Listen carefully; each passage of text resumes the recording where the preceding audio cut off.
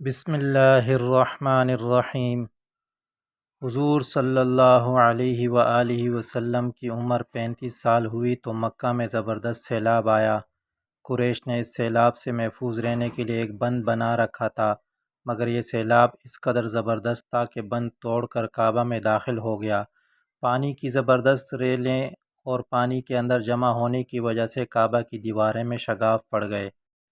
اس سے پہلے ایک مرتبہ یہ دیواریں آگ لگ جانے کی وجہ سے کمزور ہو چکی تھی، اور یہ واقعہ اس طرح ہوا تھا کہ ایک مرتبہ کوئی عورت کعبہ کو دھونی دے رہی تھی کہ اس آگ کی ایک چنگاری اڑ کر کعبہ کے پردوں تک پہنچ گئی۔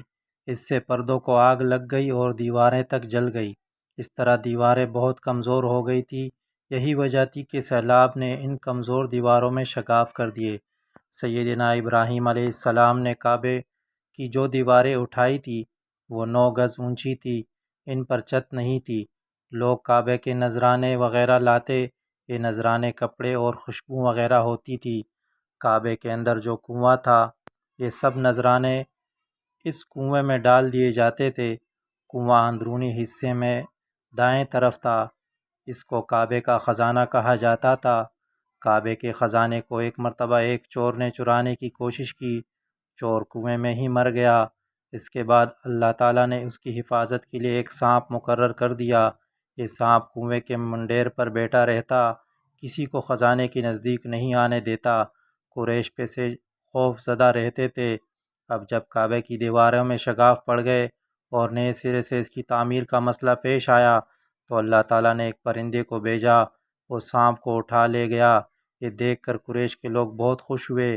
اب انہوں نے نئے سرے سے کعبے کی تعمیر کا فیصلہ کیا اور پروگرام بنایا کہ بنیادیں مضبوط بنا کر دیواروں کو زیادہ اونچا اٹھایا جائے گا۔ اس طرح دروازے کو بھی اونچا کر دیا جائے گا تاکہ کعبے میں کوئی داخل نہ ہو، صرف وہی شخص داخل ہو جسے وہ اجازت دیں۔ اب انہوں نے پتھر جمع کیے۔ ہر قبیلے اپنے حصے کے پتھر الگ جمع کر رہا تھا۔ چندہ بھی جمع کیا گیا۔ چندے میں انہوں نے ایک پاک کمائی دی، ناپاک کمائی نہیں دی۔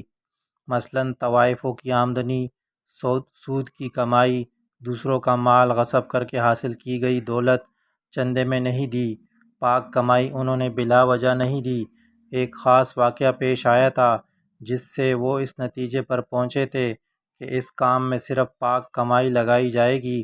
وہ واقعہ یوں تھا کہ ایک قریشی سردار ابو وہب اور عمر بن عابد نے جب یہ کام شروع کرنے کے لیے ایک پتھر اٹھایا تو پتھر اس کے ہاتھ سے نکل کر پھر اسی جگہ پہنچ گیا جہاں سے اٹھایا گیا تھا۔ اس پر قریش حیران و پریشان ہوئے۔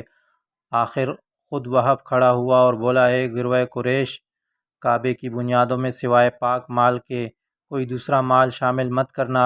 بیت اللہ کی تعمیر میں کسی بد کردار عورت کی کمائی، سود کی کمائی یا زبردستی حاصل کی گئی دولت ہرگز شامل نہ کرنا۔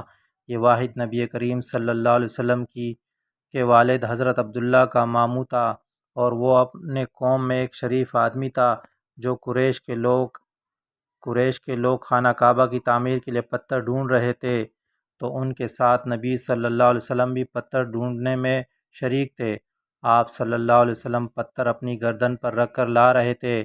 تعمیر شروع کرنے سے پہلے قریش کے لوگوں نے خوف محسوس کیا کہ دیواریں گرانے سے کہیں ان پر کوئی مصیبت نازل نہ ہو جائے۔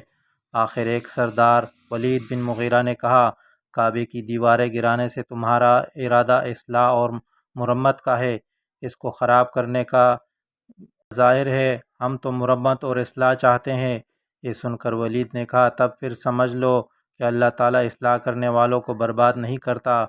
پھر ولید ہی نے گرانے کی کام کی ابتدا کی، لیکن اس نے بھی صرف ایک ہی حصہ گرایا تھا کہ معلوم ہو جائے کہ ان پر کوئی تباہی تو نہیں آتی۔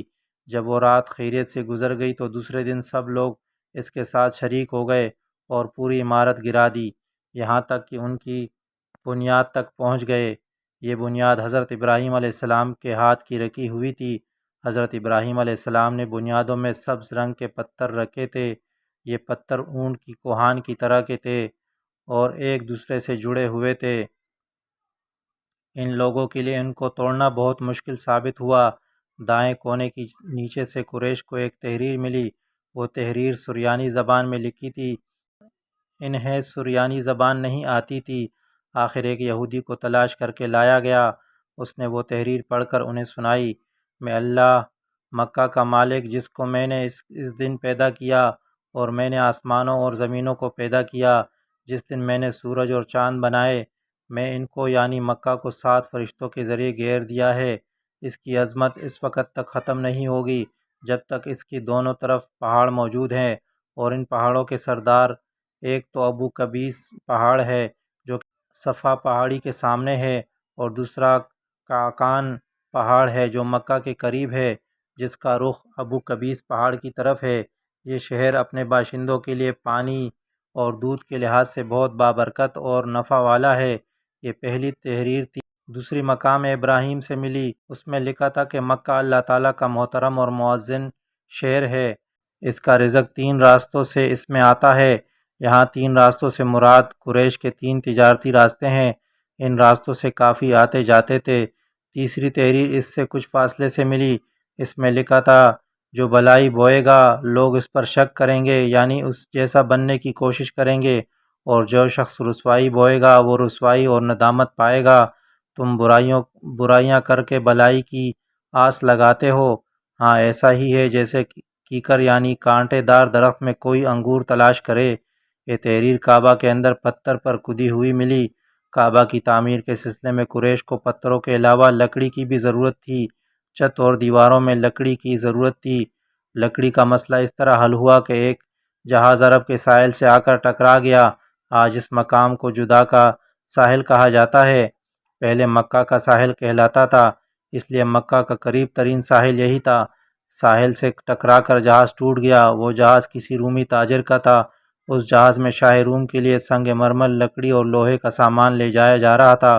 قریش کو اس جہاز کے بارے میں پتہ چلا، یہ لوگ وہاں پہنچے اور ان لوگوں سے لکڑی خرید لی۔ اس طرح چھت کی تعمیر میں اس لکڑی کا استعمال کیا گیا۔ آخر خانہ کعبہ کی تعمیر کا کام حجر اسود تک پہنچ گیا۔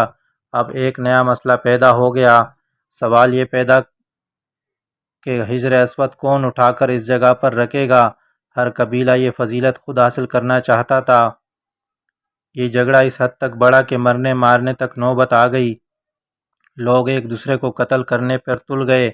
قبیلہ عبدالدار نے تو قبیلہ ادی کے ساتھ مل کر ایک برتن میں خون بھرا اور ان میں اپنے ہاتھ ڈبو کر کہا: حجر اسود ہم خود رکھیں گے۔ اس طرح دوسرے قبیلے بھی اٹھ گئے، تلواریں نیاموں سے نکل آئی۔ آخر وہ سب بیت اللہ میں جمع ہوئے۔ ان لوگوں میں ابو امیہ بن مغیرہ تھا، اس کا نام حذیفہ تھا۔ قریش کے پورے قبیلے میں یہ سب سے زیادہ عمر والا تھا۔ یہ ام المومنین سیدہ ام سلمہ رضی اللہ تعالیٰ عنہا کا باپ تھا۔ یہ قریش کا انتہائی شریف لوگوں میں سے تھا۔ مسافروں کا سفری سامان، کھانا وغیرہ دینے کے سلسلے میں بہت مشہور تھا۔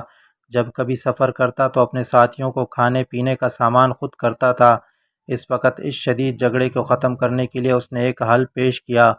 اس نے سب سے کہا: اے قریش کے لوگوں، اپنا جھگڑا ختم کر کے تم یوں کرو کہ حرم کے صفا نامی دروازے سے جو شخص سب سے پہلے داخل ہوگا اس سے فیصلہ کرا لو، وہ تمہارے درمیان جو فیصلہ کرے وہ سب اس کو مان لے۔ یہ تجویز سب نے مان لی۔ آج اس دروازے کو باب السلام کہا جاتا ہے۔ یہ دروازہ رکن یمانی اور رکن اسود کے درمیانی حصے کے سامنے ہے۔ اللہ کی قدرت کے اس دروازے سے سب سے پہلے حضور صلی اللہ علیہ وآلہ وسلم تشریف لائے۔ قریش نے جیسے ہی آپ صلی اللہ علیہ وسلم کو دیکھا تو پکار اٹھے: یہ تو امین ہے، یہ تو محمد ہے، ہم ان پر راضی ہیں۔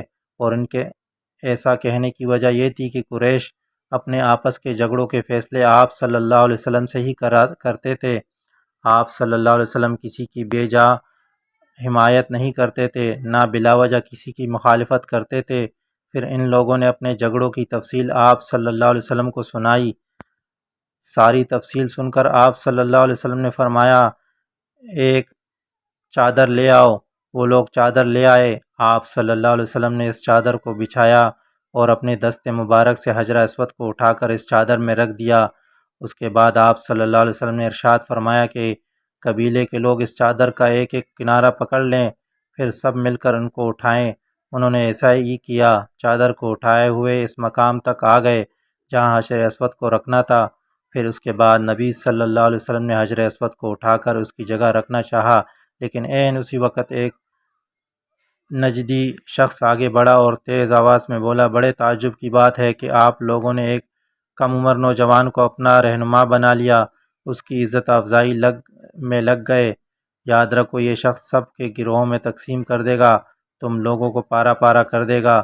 قریب تھا کہ لوگوں میں اس کے باتوں سے ایک بار پھر جھگڑا ہو جائے، لیکن پھر خود ہی انہوں نے محسوس کر لیا کہ حضور صلی اللہ علیہ وسلم نے جو فیصلہ کیا وہ لڑانے والا نہیں، لڑائی ختم کرنے والا ہے۔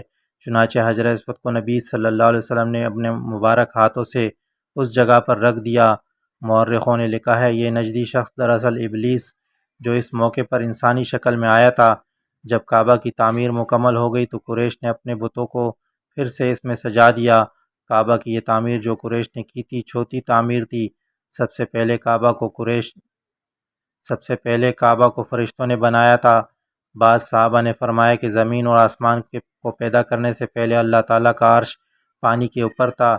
جب عرش کو پانی پر ہونے کی وجہ سے حرکت ہوئی تو اس پر ایک کلمہ لکھا گیا، اللہ تعالیٰ کے سوا کوئی معبود نہیں، محمد صلی اللہ علیہ وسلم اللہ کے رسول ہے۔ اس کلمے کے لکھے جانے کے بعد عرش ساکن ہو گیا۔ پھر جب اللہ تعالیٰ نے آسمانوں اور زمینوں کو پیدا کرنے کا ارادہ فرمایا تو اس نے پانی پر ہوا کو بھیجا، اس سے پانی میں موجیں اٹھنے لگی اور بخارات اٹھنے لگے۔ اللہ تعالیٰ نے ان بخارات یعنی بھاپ سے آسمان کو پیدا فرمایا۔ پھر اللہ تعالیٰ نے کعبے کی جگہ سے پانی کو ہٹا دیا، جگہ خشک ہو گئی۔ چنانچہ یہی خشکی بڑھتے بڑھتے 7 براعظم بن گئے۔ جب زمین ظاہر ہو گئی تو اس پر پہاڑ قائم کیے گئے۔ زمین پر سب سے پہلا پہاڑ ابو قبیس ہے جو اللہ تعالیٰ نے فرشتوں کو حکم دیا، فرمایا زمین پر میرے نام کا ایک گھر بناؤ تاکہ آدم کی اولاد اس گھر کے ذریعے میری پناہ مانگے۔ انسان اس گھر کا طواف کرے جس طرح تم نے میرے عرش کے گرد طواف کیا ہے تاکہ میں ان سے راضی ہو جاؤں۔ فرشتوں نے حکم کی تعمیل کی، پھر حضرت آدم علیہ السلام نے خانہ کعبہ کی تعمیر شروع کی۔ اس کے بعد حضرت ابراہیم علیہ السلام نے کعبہ کی تعمیر کی۔ اس طرح قریش کے ہاتھوں یہ تعمیر چوتھی بار ہوئی تھی۔ اللہ پاک ہمیں بہتر عمل کرنے کی توفیق عطا فرمائے، آمین۔